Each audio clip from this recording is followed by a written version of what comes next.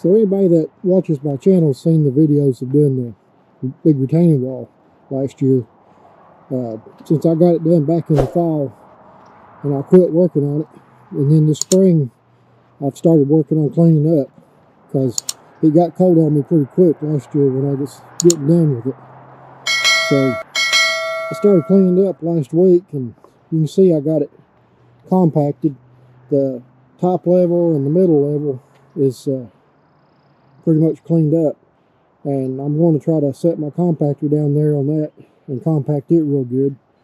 But I started cleaning up that bottom level, and the track started giving out on my skid steer, so I figured I better get it out of there pretty quick, because that's a pretty good little drag out there if I had to pull it out.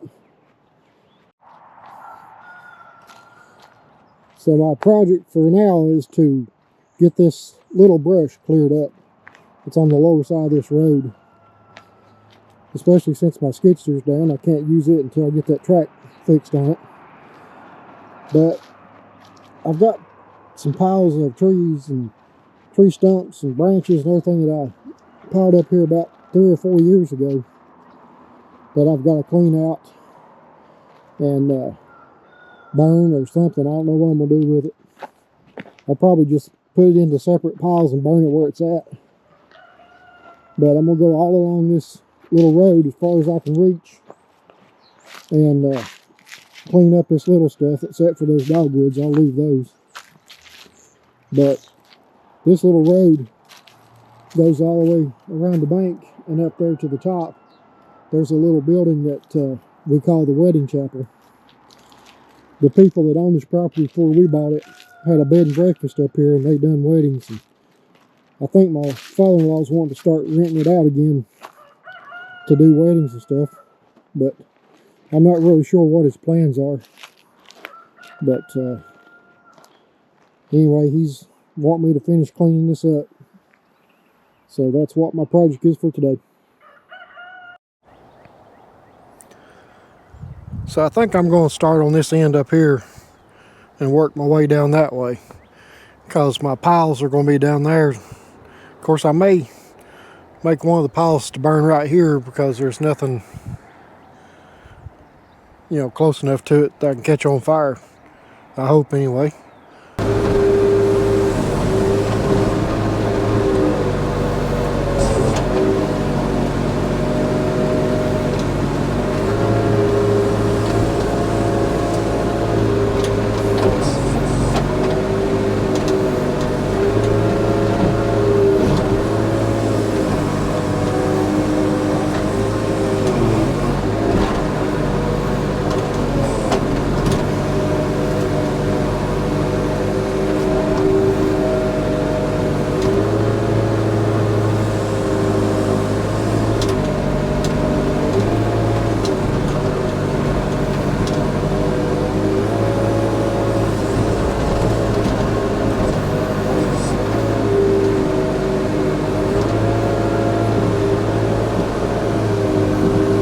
I know I've had a lot of comments, people talking about the how floppy my bucket is, but I've done some work to the quick attach. That's where some of the flop was, but you know, this machine's 24 years old, so I mean, you got to expect there's going to be some in it. But the biggest part of it is that the pins in the bucket are too small. And I'd love to find another bucket, buy a new bucket or something, but I can't find one that matches the way the forks are on my thumb. If you see right there how the thumb is, it matches up pretty good with my bucket. And I borrowed a bucket off a friend of mine and put on it to see how it lined up, and it didn't even come close to lining up with my thumb. So, and like I've said before, that bucket digs really good. So I think what I'm going to do is make me some new ears for the bucket, cut these off, and put the right size pins in it. because the pins that's on it right now are 32 millimeter, and this thing's supposed to have 40 millimeter. So that's where a lot of my problem is.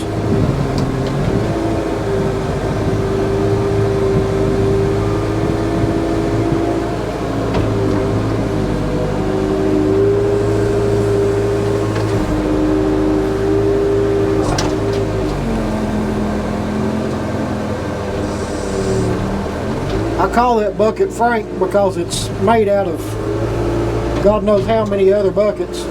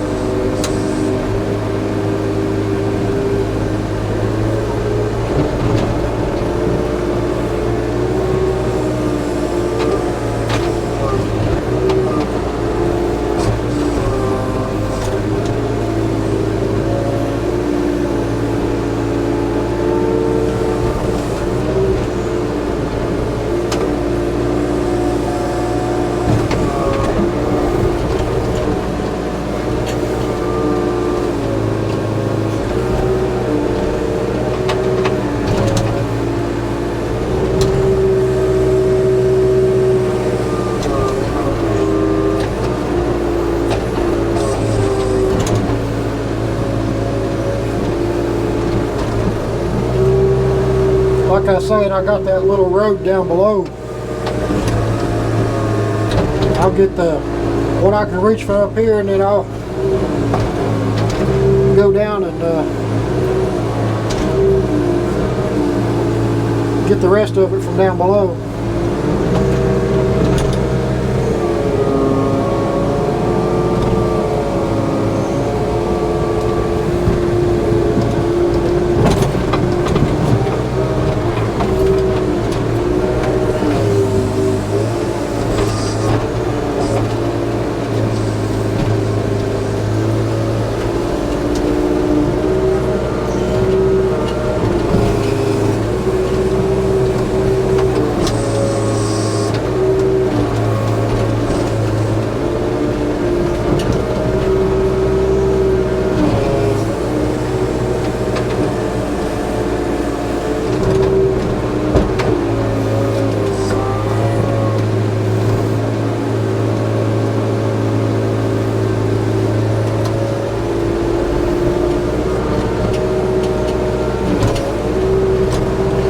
This has been a good old excavator, but it's getting some, it's got some life on it left, I guess. I hope it does anyway. I put a lot of money into the motor last year.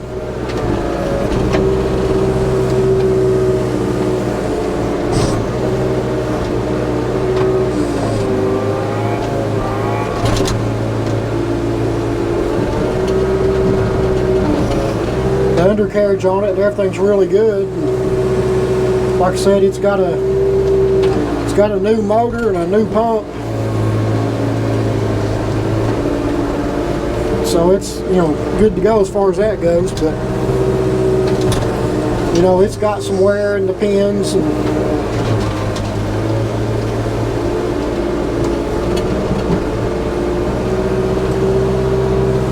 before I bought it, the boom had been broke on it. Somebody fixed it. I mean, they got it fixed good, but it's ugly. I mean, they did an ugly job of fixing it, but it works. So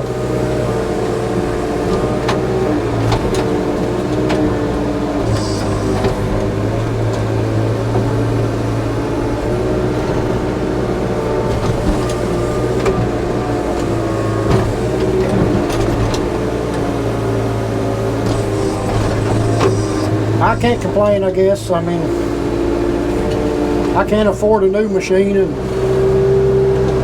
I mean, I'd love to have one, but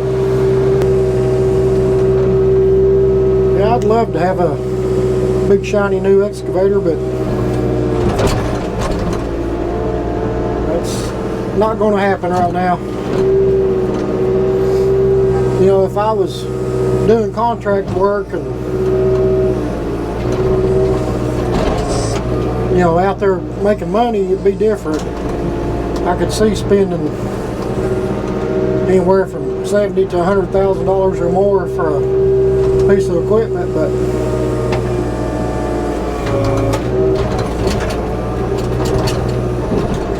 you know, basically right now this thing, it don't make me no money, but it saves me money where I don't have to go out and rent. That way, if I want to just run out and jump on my skid steer or excavator or whatever, it's right there. I don't have to go rent something.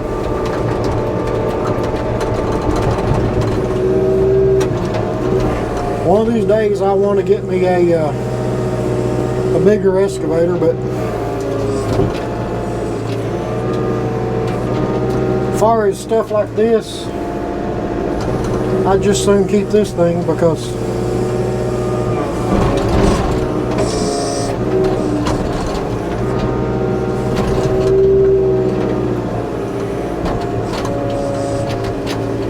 it's, you know, it's small enough to get in the tight spots, and it's still relatively strong enough to do what I need to do.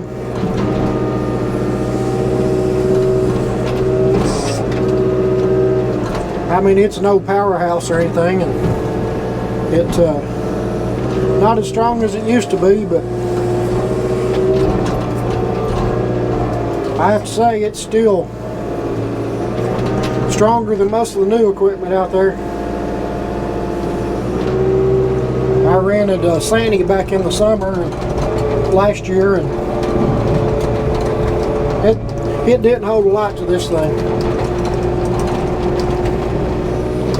I tried to dig, well, I did dig a tree stump with it, but it was a little small tree stump, and it took me almost 45 minutes to dig that thing out. I mean, I was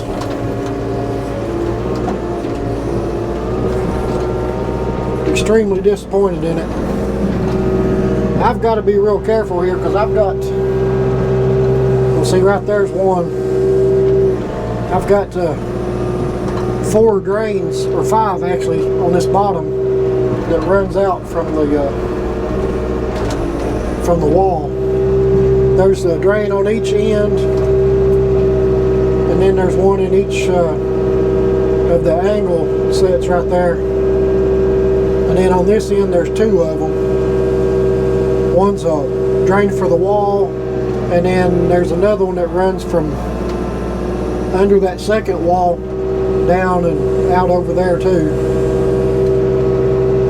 So I might have to be careful not to tear them out.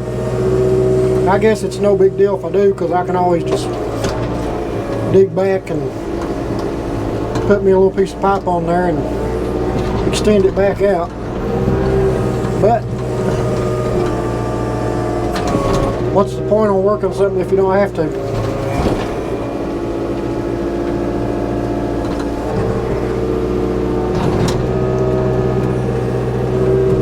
I think I may just burn that stuff right there where it's at.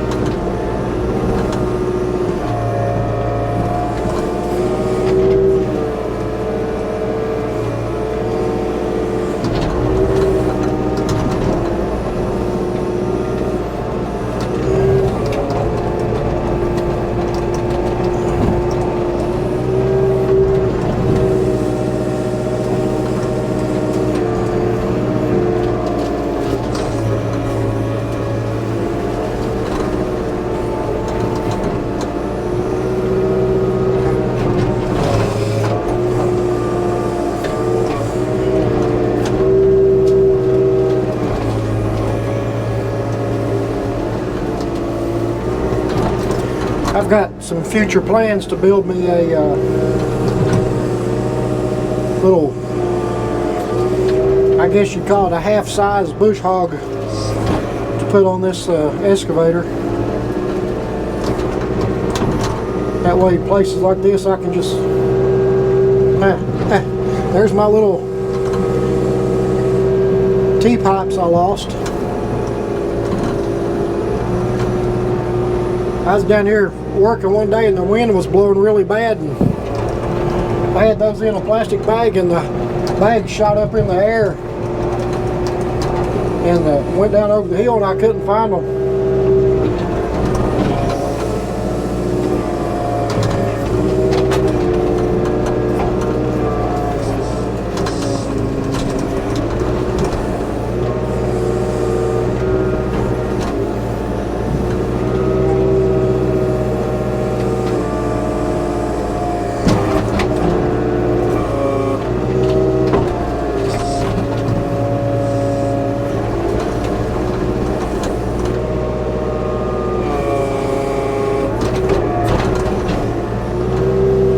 I'll just get this stuff piled up here a little bit, and then I'll come back through later and organize it better so I can burn it.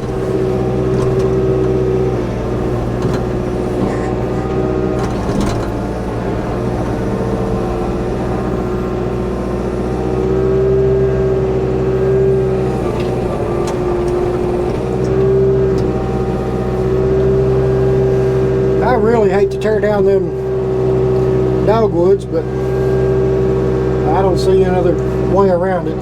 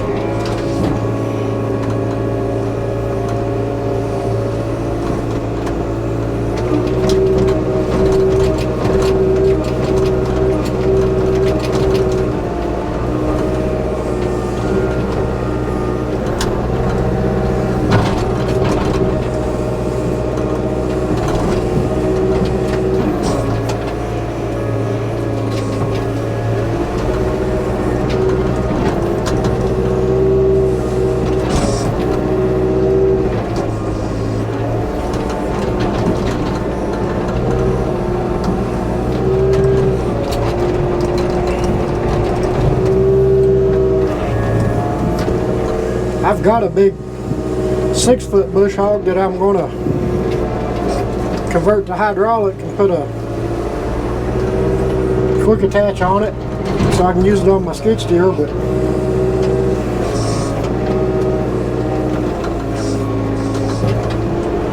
that little 3 or 4 foot one will be good for this.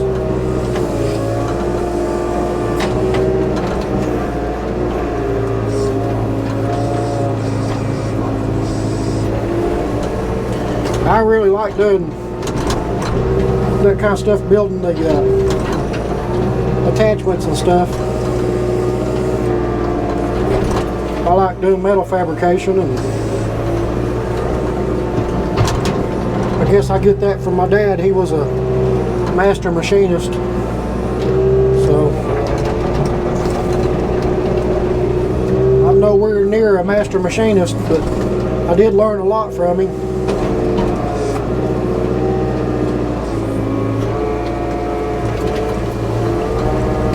Me and my dad hardly ever seen eye to eye on anything. And I always said, promised myself when I grew up I wasn't going to be nothing like him. And my battery went dead on me. But like I was saying, you know, the older I get, the more I realize, you know, how much I did learn from my dad.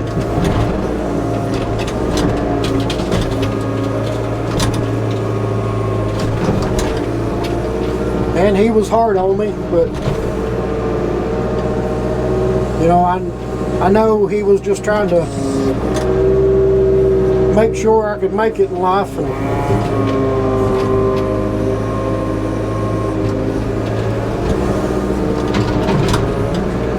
And he really got mad at me when I decided I wanted to go to college,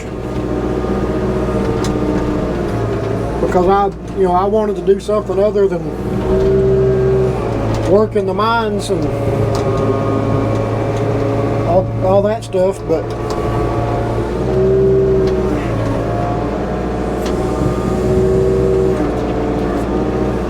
I went to college and got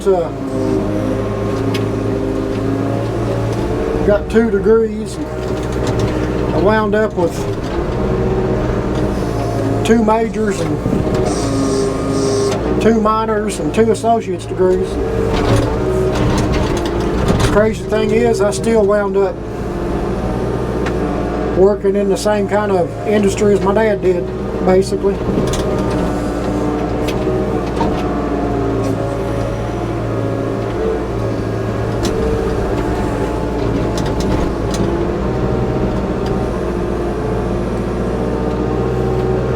He told me I was wasting my money going to college. I guess in a way he was right, because I spent all that money for college, and I worked about, I don't know, probably 6 years in a related field to what I went to college for. And then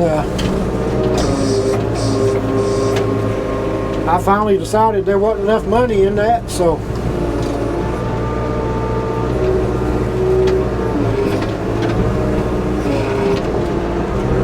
how I wound up working in the tire business is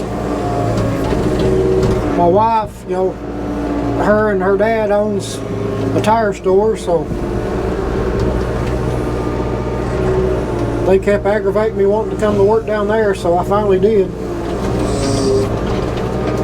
Now I'm stuck and can't get away.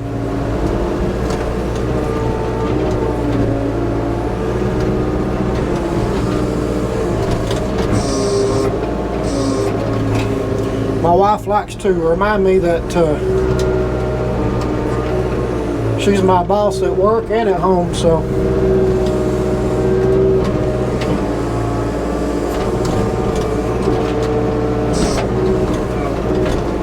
it's hard work, you know, dealing with the OTR tires and rock trucks and all that stuff, but I'm getting pretty old, so it's getting harder all the time. But I mean, it does have its benefits. You know, if we need to take off work for any reason, we can. And it's like, I was off work for 6 weeks when I cut my finger off, and got paid the whole time I was off, so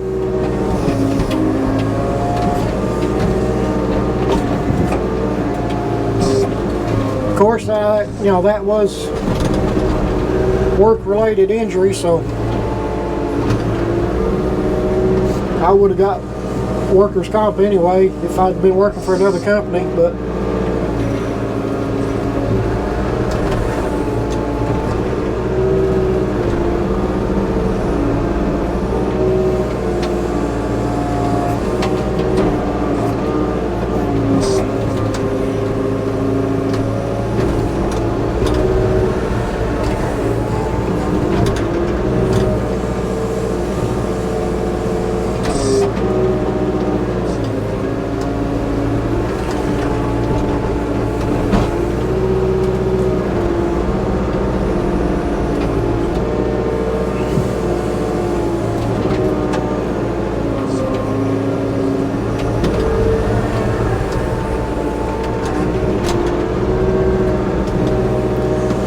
think though sometimes the older I get, I think I'd rather be doing something like this, you know, sitting in an excavator.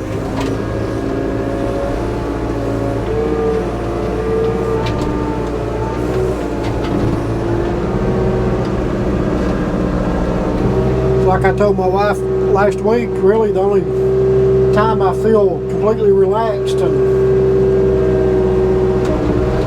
I guess peaceful is when I'm running this old excavator.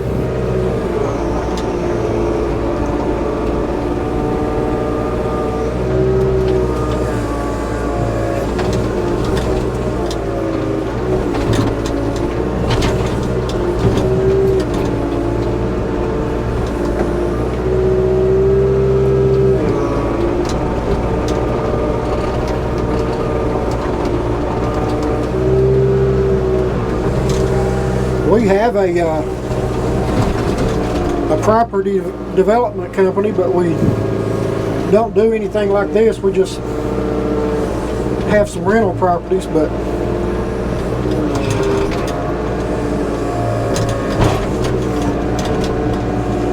me and my wife's actually been talking about maybe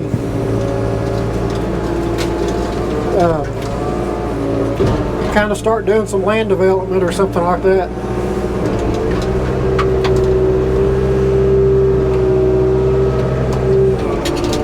That way when I get too old to, you know, do all the truck tires and OTR and stuff like that, I can do this and still work, so.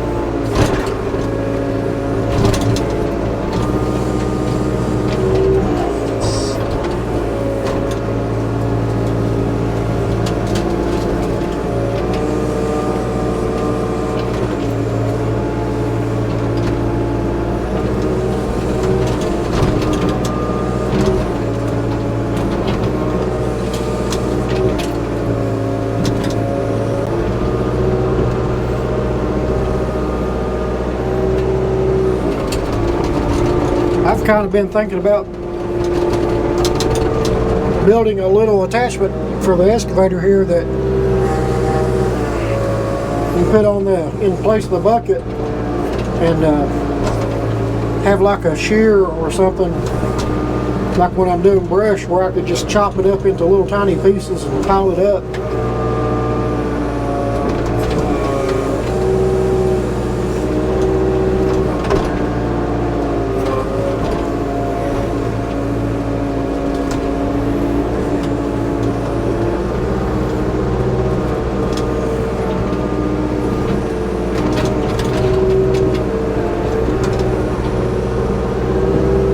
At least that make it burn better, and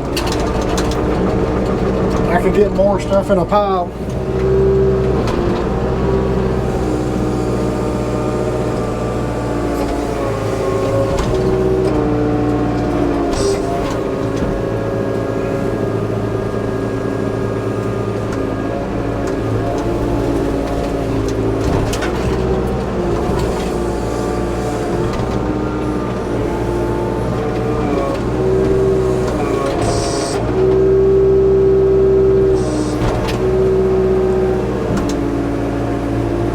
I'd like to have a little bit more reach than I've got. This thing's only can't remember exactly what it is. I think it's like 17.5 feet.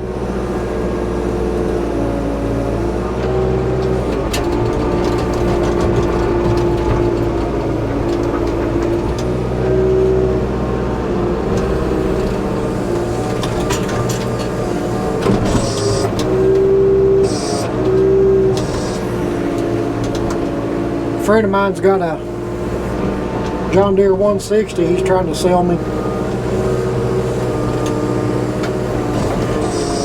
I mentioned it to my wife and she said, absolutely not.